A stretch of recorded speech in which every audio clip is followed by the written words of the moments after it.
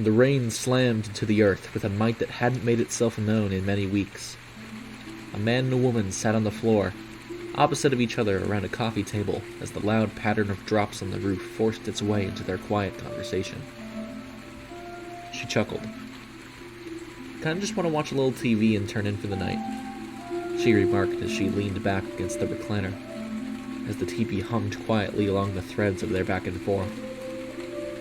"Come on, not even one game?" he responded, falsely calm over the matter. "We never get to play, just the two of us.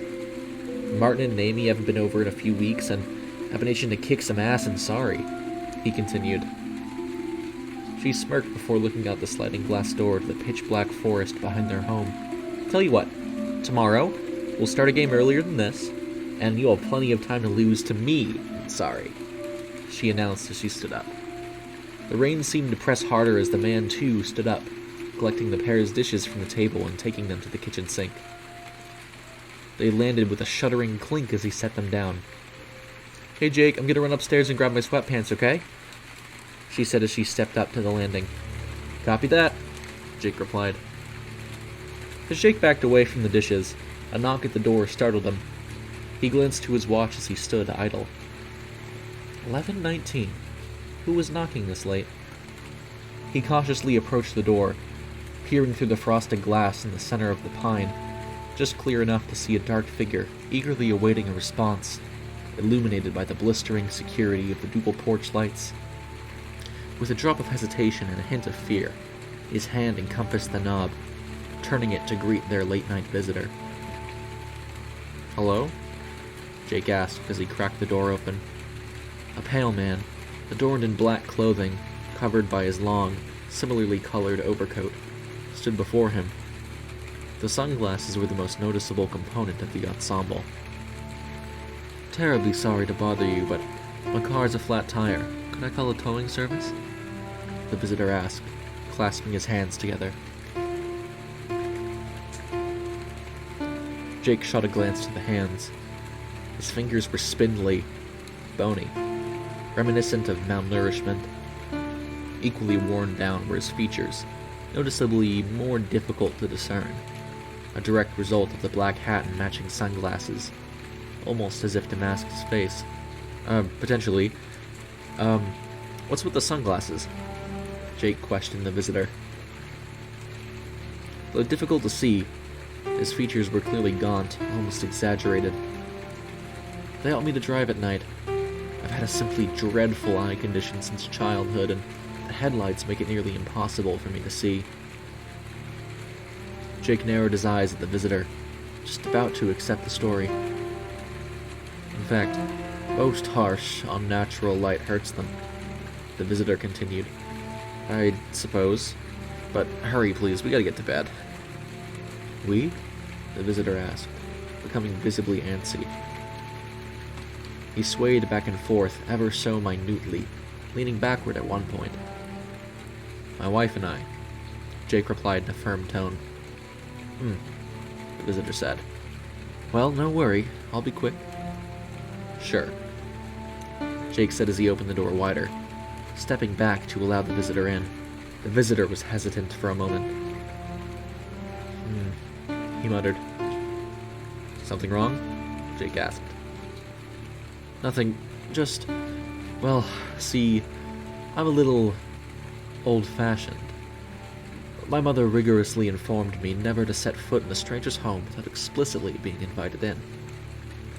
Jake was suspicious for a moment. It's silly, but I suppose it's one of the ways I keep the memory of her alive." "Oh, please, come in," Jake responded, feeling a bit shameful. "Thank you," the visitor said breathily. He stepped inside as Jake shut the door behind him. The man looked around. "Stay here, I have to grab my phone," Jake announced as Dawn stepped out of their bedroom, just about to head downstairs. "That won't be necessary," the visitor whispered. "What?" The visitor spun around and grabbed Jake by the neck as he walked past him, slamming him into the wall of the front entry. Jake grabbed the visitor's wrists, attempting to free himself from the stranglehold. The visitor let go briefly, before grabbing Jake by the forehead and slamming his head back into the wall. Jake choked as the drywall cracked. "I really am sorry," the visitor whispered as thunder clapped outside, accented by the pounding rain. "I'll try to be swift. Such violence thins the blood." In a stupor, with vision blurred, Jake pushed away with the full force of his body, freeing himself from the visitor's tight grasp. Blood dripped from his neck where the visitor had sunk his sharp fingernails into Jake's skin. Jake unleashed a wild swing on the man, smashing his sunglasses against his face, cracking the lenses as the obsidian shades split in half, dropping to the floor as the fog over Jake's vision lifted. The visitor lurched back, covering his eyes from the hall light above Jake's head. The man's eyes were a milky white, except for a pulsing crimson around his iris. Dawn walked down the stairs to see the commotion. "Oh my God!" she screamed, catching the visitor off guard. He stumbled before rushing to Jake, pushing towards the wall. The mirror behind him cracked as the two slammed into it. The visitor's fedora tumbled off his head as he sank two sharp fangs into Jake's neck. He thrashed and pushed on the man, but slowly grew weaker as the stranger drained the blood from his veins.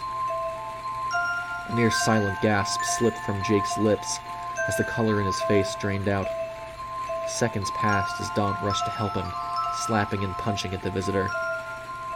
He pulled away from Jake's neck, ripping the flesh like a sunken fishhook plucked from the finger.